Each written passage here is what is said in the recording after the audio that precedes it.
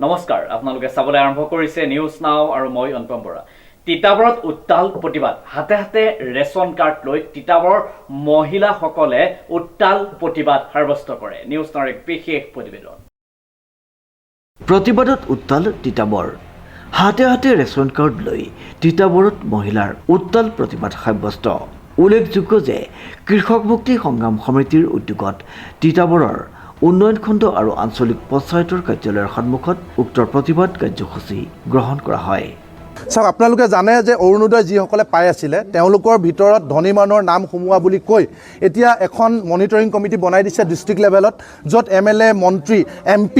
Guardian minister BDO CO সকলো আছে তেওঁলোকক মনিটৰিং কৰিবলৈ দিছে আৰু আটাইতকৈ ডাঙৰ কথা হ'ল তেওঁলোকৰ তলত যিবিলাক ভোট কেন্দ্ৰত একোখনকৈ কমিটি বনাই দিছে মুখ্যমন্ত্ৰী ডাঙৰীয়াই কৈছে যে ৰেচন কাৰ্ড থকা সকলো মানুহক তাত অন্তৰ্ভুক্ত কৰিব লাগে মুখ্যমন্ত্ৰী ডাঙৰীয়াই গাইডলাইন বনাই দিছে বিধৱাকে ধৰি ঘৰ নোহোৱা 2 লাখতকৈ উপাৰ্জন কম থেলাচেমিয়া HIV থকা সকলো মানুহে পাব লাগে অৰ্থাৎ গাঁওখনৰ প্ৰত্যেকটো পৰিয়ালে পাব লাগে কাৰণ আমাৰ গাঁৱতটো তেনেকুৱা ধনী মানুহ বিশেষ নাই গতিকে গাঁওবিলাকত আমি দেখিছোঁ যে এই PS কমিটিখন যিহেতু BJP দলৰ মানুহে বনাইছে গতিকে BJP দলক ভোট নিদিয়া মানুহবিলাকৰ নাম তাৰ পৰা কাটি দিছে ক্ৰাইটেৰিয়া তেওঁলোকৰ হেতুৱে মুখ্যমন্ত্ৰী ডাঙৰীয়াই কৈছে ৰেচন কাৰ্ড ক্ৰাইটেৰিয়া মুখ্যমন্ত্ৰী ডাঙৰীয়াই এখন লিষ্ট বনাই দিছে ক্ৰাইটেৰিয়া কিন্তু PS কমিটিখন নিৰপেক্ষ নোহোৱাৰ কাৰণে BJP দলৰ হোৱাৰ কাৰণে তেওঁলোকে BJP দলক ভোট নিদিয়া মানুহবিলাকক কাটি দিছে আৰু যিবিলাক পাবলগীয়া মানুহ যিবিলাক BJP দলৰ নহয় তেওঁলোকক কাটি দিছে আৰু BJP দলৰ যিবিলাক পাবলৈ থাকি গৈছে এটা পৰিয়ালৰ 3জন 4জন পৰ্যন্ত অৰুণোদয়ত নাম অন্তৰ্ভুক্তি কৰিছে গতিকে সেই লিষ্ট বাতিল কৰিব লাগে আৰু আজি যিসকল ভুক্তভোগী মহিলা আহিছে আৰু যিসকল গাঁৱত থাকি বাদ পৰিছে সকলোৰে নাম অন্তৰ্ভুক্ত কৰিব লাগে বুলি আমি ইয়াত দাবী উত্থাপন কৰিছোঁ অৰুণোদয় আঁচনিৰ ধন লাভ কৰি থকা দুখীয়া মহিলাৰ নাম কৰ্তনৰ পাছতেই শ শ মহিলাই উত্তাল প্ৰতিবাদ সাব্যস্ত কৰে একাংশ BJP নেতাই এতিয়া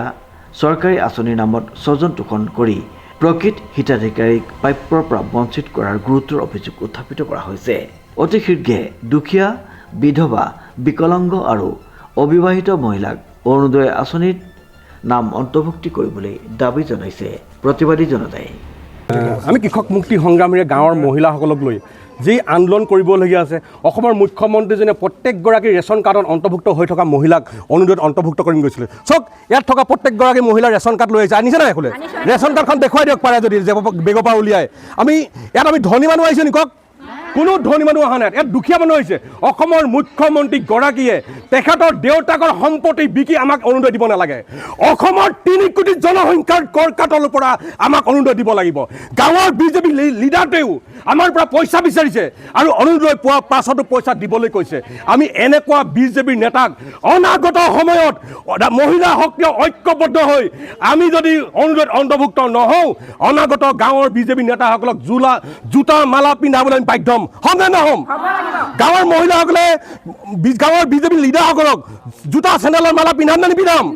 পিন্ধাম সেইকাৰণে সকলো মহিলাক এই উন্নয়ন খণ্ড বিষয়াগৰাকীক আমি আহ্বান জনাইছোঁ অৰুণোদয়ত সকলো গাঁৱৰ মহিলাক অৰুণোদয়ত অন্তৰ্ভুক্ত কৰিবৰ কাৰণে ৰেচন কাৰ্ডত থকা প্ৰত্যেকগৰাকী মহিলাক অৰুণোদয়ত অন্তৰ্ভুক্ত কৰাব বিচাৰিছোঁ তাৰপিছত যদি নকৰে গাঁৱে গাঁৱে মহিলাৰ লগত লৈ আমি গাঁৱত BJPৰ বিৰুদ্ধে প্ৰতিবাদ কৰিম DG বৰাৰ ৰিপৰ্ট নিউজ নাও।